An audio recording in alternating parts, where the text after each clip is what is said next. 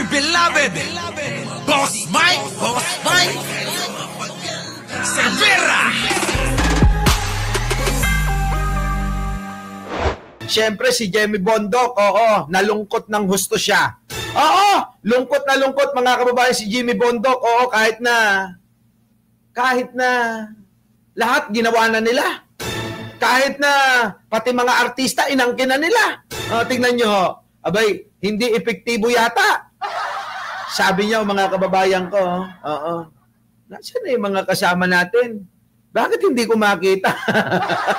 Eto.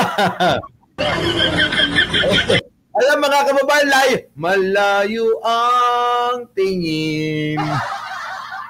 Wala pa yung mga kasamahan.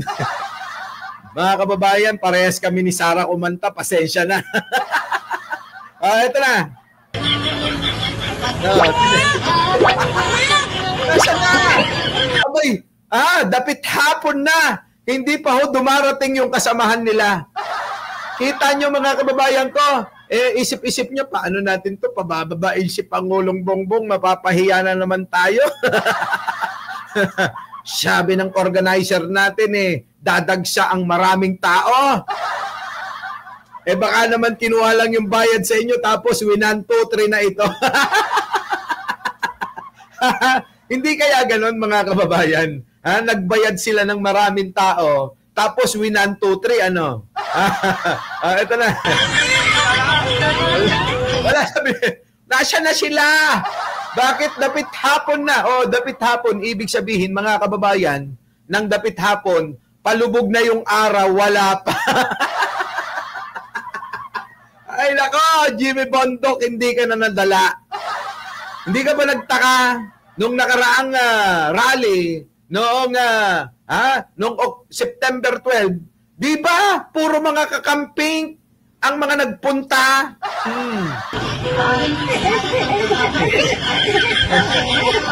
Layo ng tingin ni Jimmy Bondok. Inaantay. Alam nyo yung mga kababayan, nung bata kayo, di ba? Nung bata kayo, lalabas kayo ng pintuan ng bahay nyo. Tapos yung mga kababayan, panay andungaw nyo. Ni nanang ko, awampay. Ni tatang ko, awampay mat. Di ba? Ganyan tayo, yung sabik tayo na dumating na yung nanay natin, yung tatay natin. Tingin tayo ng tingin ng ganyan, alumpihit tayo. Wala pa ni awampay ni nanang ko mat. Ni tatang ko, awampay, apo, ay na, nagbayag damat. Ganyan ho di ba? Ganyan ho yung pakiramdam ni Jimmy Bondok. Di ba? Marites Musni. Sabi sabi mo? Sabi nila bakit ako sasama kay Bondok. Ito nga, hindi nga nanalo, Oo nga, hindi ka nga nanalo. Ito na.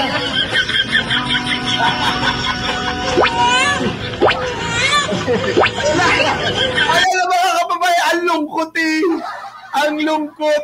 Ang lungkot niya mga kababayan. Biruin ninyo, itinataas pa yung kamay. Kahit ako lang ang mag-isa, lalaban ako. Galon Biruin ninyo. Walang-wala na tong mga ito. Wala nang makuhang kakampi. Kaya pati yung sinto-sinto, pinatulan Di ba? Ay, sama. At binidyo mo pa talaga. Langya ka. Talagang binidyo mo pa yung eksena mo na yan. Ayan, picture-picture daw. Wala, isnabero. May nagpapapicture sa kanya, inisnab pa. Sabi siguro mga kababayan, walang yaka. Dadalawa na lang tayo rito, Inuuto mo pa ako. Sige, mag-utuan kayong dalawa, Mag-utuan kayong dalawa.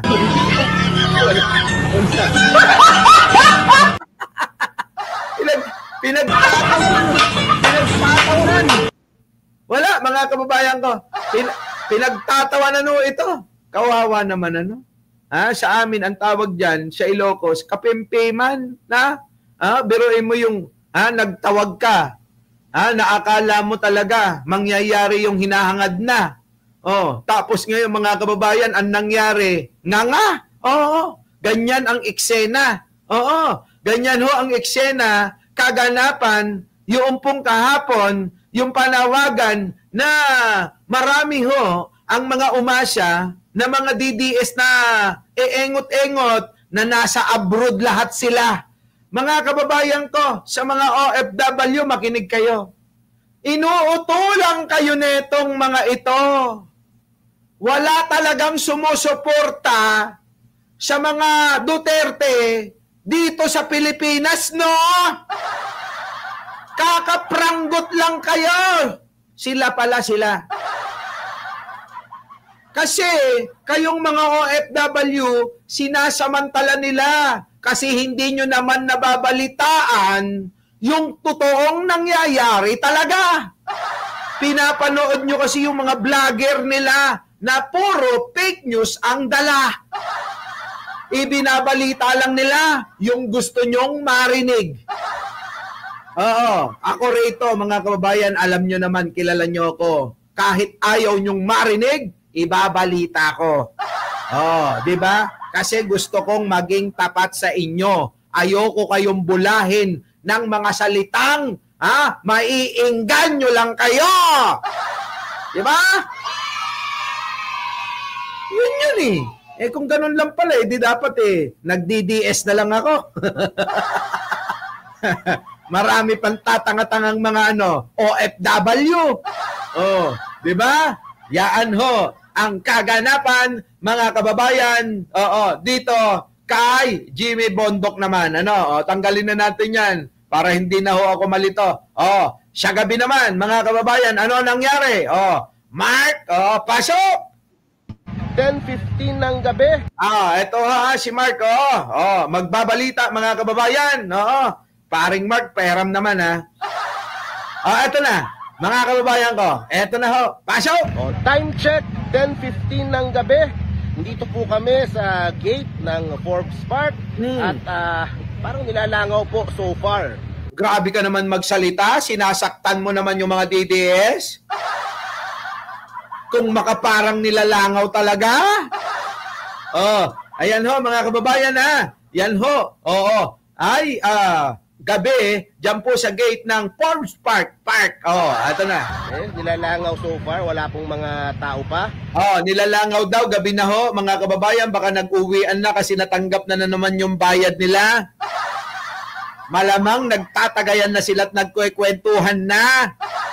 Bumili na ho ng gin bilog yung mga yan at ang kwentuhan, sabi nung isa na naman natin yung organizer ng mga DDS,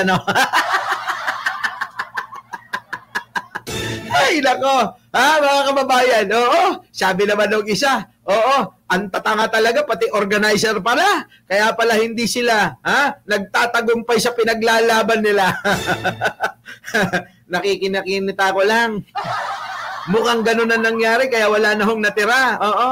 Ito na. Mark, pasok! Merong mga nakita ko, mga pa ilan-ilan, pa 10-10. May pa 10-10 naman pala.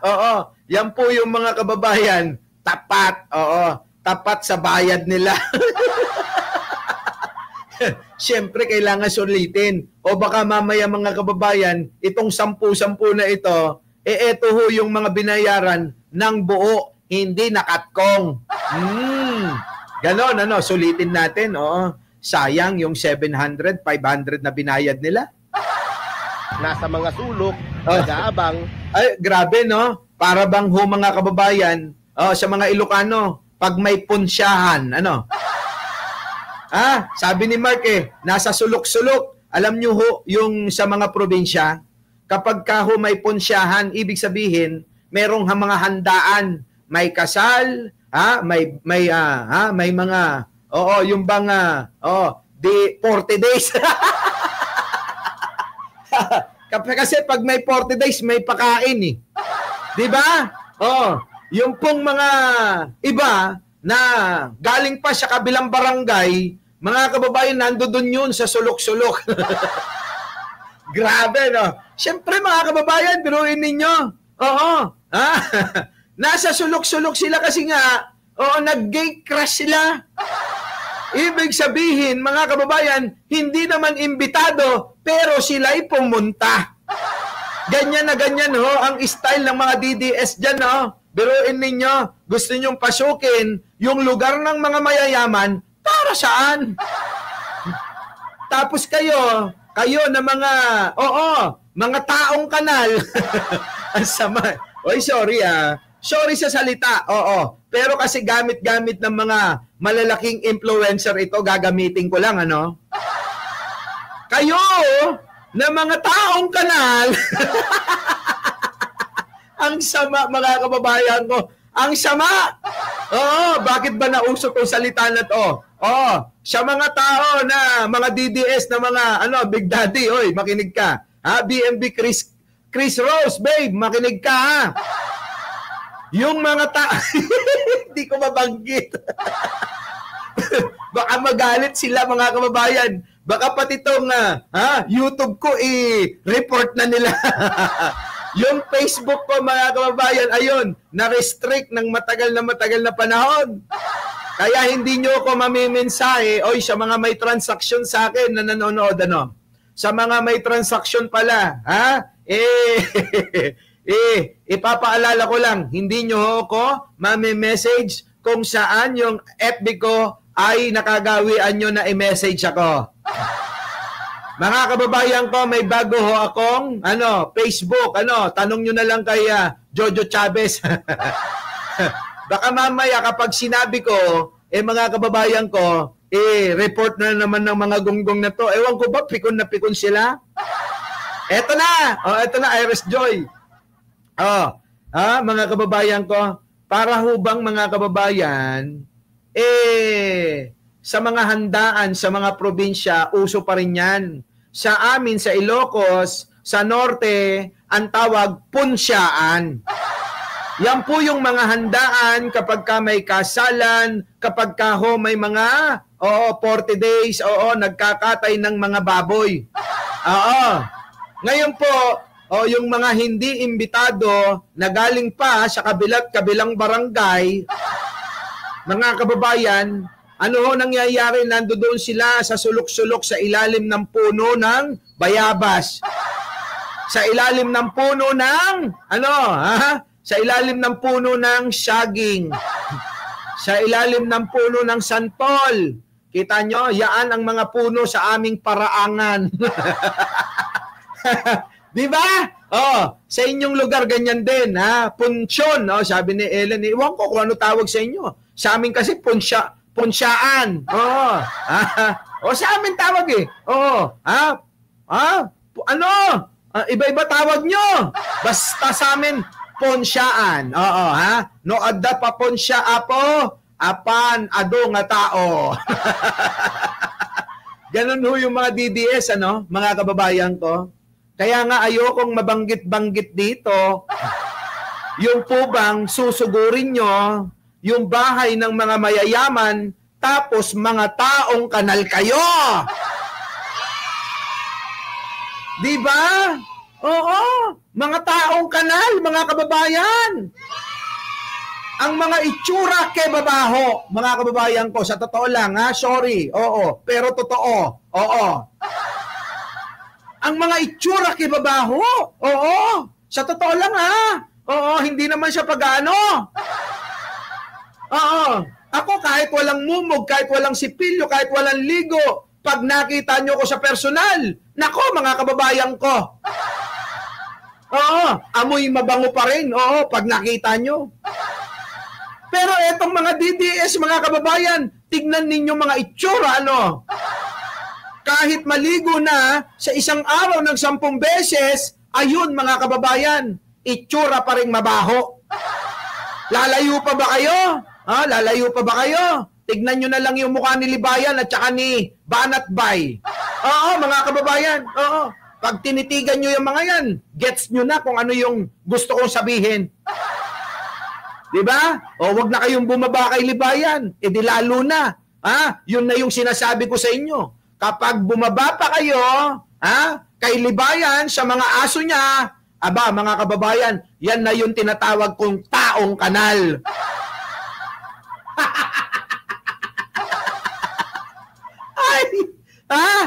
Di ba? Oo, yan mga kababayan. O, tingnan nyo naman si Mark, mga kababayan. Busog na busog yan. Papa Balls! Oh. Papa Balls! Ito, tingnan nyo. Papa Balls, di ba? Talaga naman eh. Mark, pasok! Kung hintayin nila, uusog yata to 11 o'clock. Sabi po ni Congressman Kiko Barzaga. Nako. Ang hiling ko lang sana, yung mga, kasi may nakita ko kanina, nag-aabang sila parang mga geng-geng na parang gustong manakit o parang seryoso masyado. Wag nilang gawin yung nangyari sa Mindiola. Kung yun yung goal nila dito, may mga molotov, may mga, naku po, pulong lang din ang abot nyo. Kawawa yung mga magulang nyo. Oo nga, yan ang mangyayari sa inyo. Kukulong na naman kayo. Ha? Gusto nyo naman makulong sa Quezon City, ano? Gusto nyo naman makulong sa San Juan, ano? Oh, tuloy! Hindi sulit kung meron man silang ibabayad sa inyo. Kung kayo ay manggugulo, correct, kung susubukan yung pumasok, Diyos ko po, yung mga security ng bahay dito, may mga baril yung mga security dyan. Totoo yan, mga kababayan ko. Ha? Yung mga malalaking bahay dyan sa mga subdivision na yan, may bubulong ako sa inyo, wag nyo na ipagsasabi, ha? Ha? Wag nyo na akong ipagsasabi, pwede ho ba, mga kababayan ko?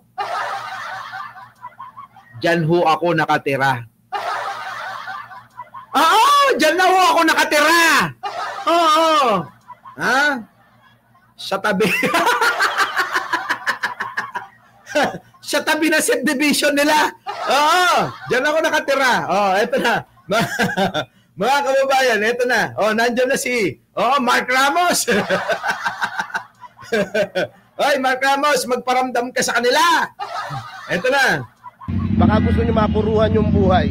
Kaya nga. Hindi po maganda po talaga. Kaya po, Congressman Kiko, kung nasa naman, hinihintay ka na dito. Ayan, no, ilan ba na dito? Parang di yata lalagpas sa 50 na katao. Mas marami pa yung mga security sa likod. Pero, kung ano man yung trip mo, kung ano man yung pinaglalaban mo, di ba? Lakas ng trip mo, gabi. Lakas ng trip niyan, mga kababayan. Ano ba tinira niyan? Oy, Mark Ramos, batiin mo lahat yung mga tao dyan. Kahit hindi mo ako batiin, okay lang. Alam ko naman hindi mo naman ako pinopromote, pero ipopromote kita, mga kababayan ko. I-subscribe nyo si Mark Ramos, ano? Gawin nyo ng 1 milyon yan, mga kababayan, para makaabot-abot naman sa isang channel ko. Ha? Oo. Eto na, mga kababayan ko. Gabi, o sila kuya, kaysa nagpapahinga sa bahay, o magbabantay sa'yo dito dahil sa trip mo. Dahil sa kaya nga, sa trip mong hinayupak ka. Hoy, meow-meow. Kulang ka lang yata sa regalo ng pusa. Marami akong pusa sa bahay. Oo, sobra-sobra na. Oo, pero hindi ko naalagaan. Oo, mga pusang ligaw, mga kababayan. Alam nyo kung bakit? Sagana sa pagkain yung mga aso ko. Yung mga tira, yung mga mikmik, yun ang kinakain nila. Ganon ang mga pusa na tulad ni Kiko Barzaga. Oo, yung tira-tira na lang na natitira, na tagahanga, taga-suporta ni Digong, yun na lang yung nakakain mo. Yun yung ibig kong sabihin dito. Huwag mong iliteral yung mikmik ng mga aso na nalalaglag sa kulungan para kainin ng mga pusa. Hindi yon ang ibig ko sabihin. Nililiwanag ko lang kasi mga DDS, bobo talaga. Hindi nila magets yung mga ganyang matatalanghagang salita. Ang ibig kong sabihin, uulitin ko lang, para mas maunawaan ng mga DDS na natitirang mga mangmang. Ano yung Boss Mike? Yan na lang ang target niya. Nino, ni Kiko Barzaga. Ang alin? Yung pong natitirang taga-suportang katiting na taga-suporta ni Digong. Yun. Okay na?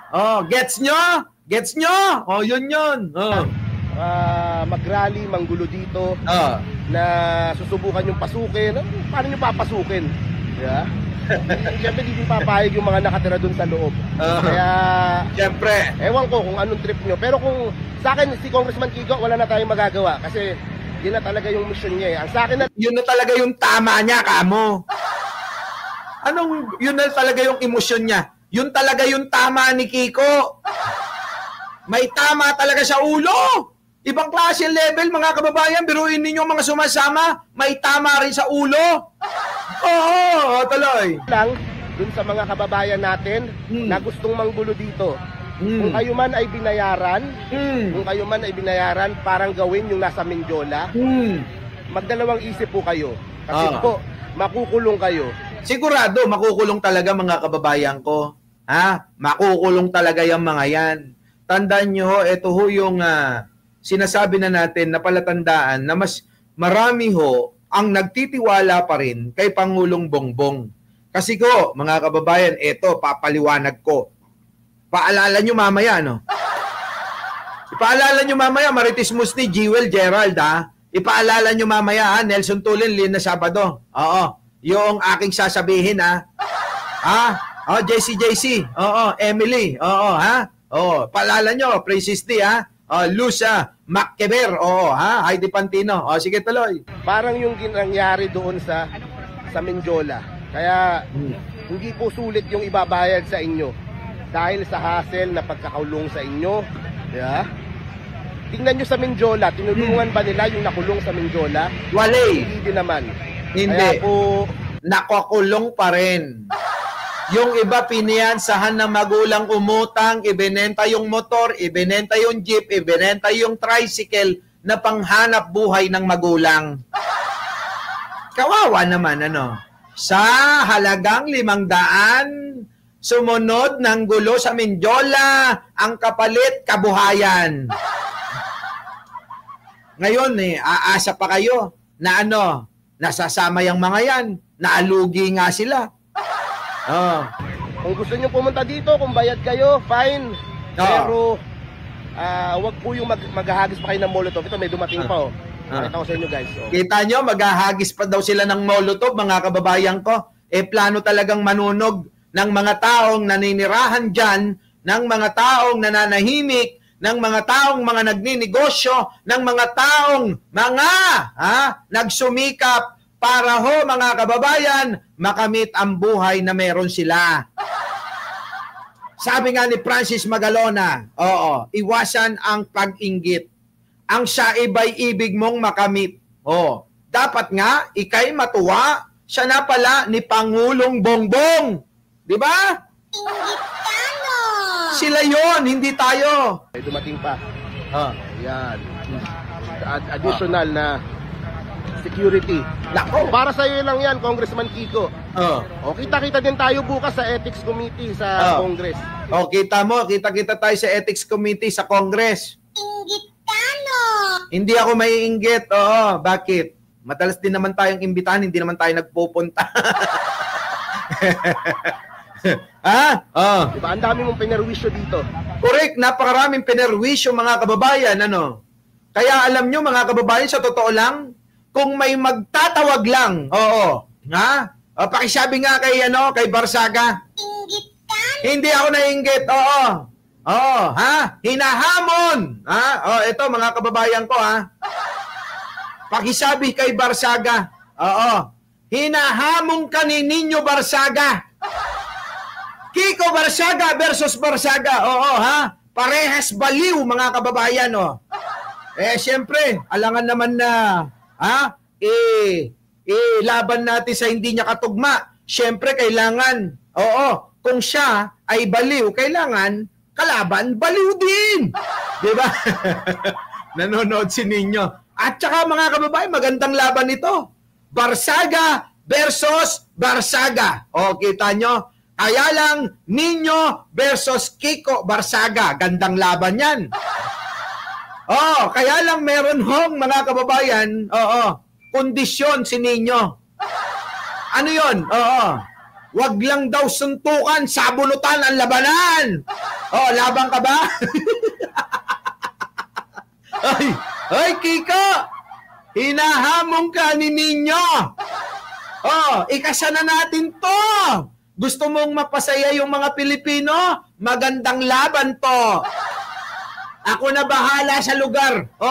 Ako na mag-aabono.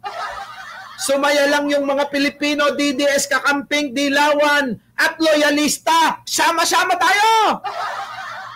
isama na natin pati yung Philippine Arena para kumita naman ang iglesia. Di ba? Di ba? O sigurado naman, no? Kasyang-kasya na ang lahat doon. Kakamping. Oo. Dilawan. Ano pa? DDS. Loyalista. Doon tayo magkita-kita. Saan? Philippine Arena. Para kumita naman ang iglesia. Sama lahat, masaya. Di ba?